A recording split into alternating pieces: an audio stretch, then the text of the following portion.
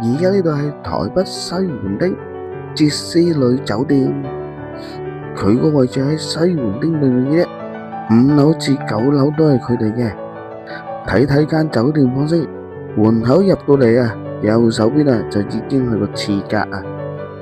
咁個馬桶呢係免治馬桶，咁個間隔嚟講呢就唔係好大嘅。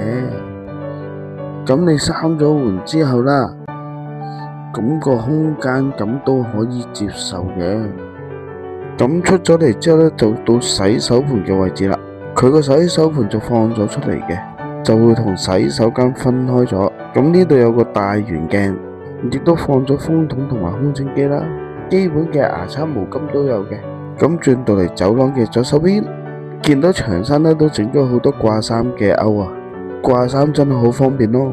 唔知你哋呢又會唔會覺得掛衫係好重要咯？咁下邊呢都會有張長凳，亦都會有個夾萬。酒店都幾貼心，下邊都有空間放鞋噶。轉過嚟睇睇，呢個就係小水吧。咁個熱水壺睇落都幾新淨嘅，有個水鐘同埋有2個隔熱杯。下邊仲會見到一個小雪櫃。咁我哋行翻入去再睇睇個浴室先。個浴室都正常大嘅，唔會太細，都會提供沐浴露同埋洗頭水，但係就只得一個花灑頭，就唔見有雨淋式花灑。咁浴室嚟講呢，佢都好清潔嘅，冇咩污漬。睇完浴室，我哋再去翻休息嗰度睇睇。地方都算大嘅，都會有張工作台，亦都可以擺到2張凳啊。咁台頭都係有個電話同埋燈啦。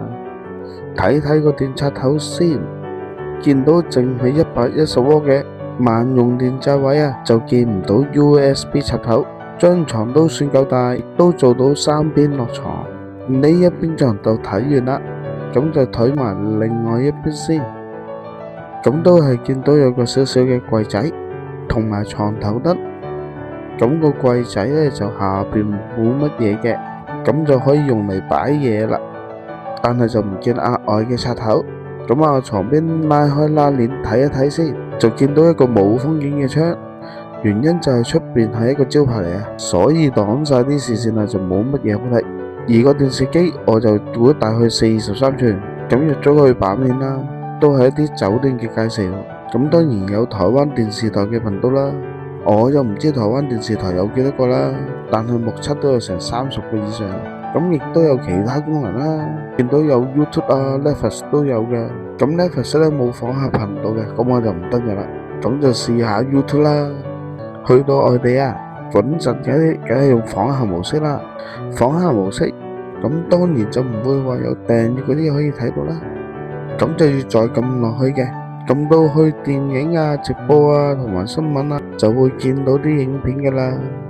但係啲影片呢，多數都係台灣嘅。咁你亦都可以去翻放大鏡嗰度搜索翻，不過就要用英文啦。不過就要用英文去搜尋啦。影片嚟到呢度都完啦，多謝收睇，下次見。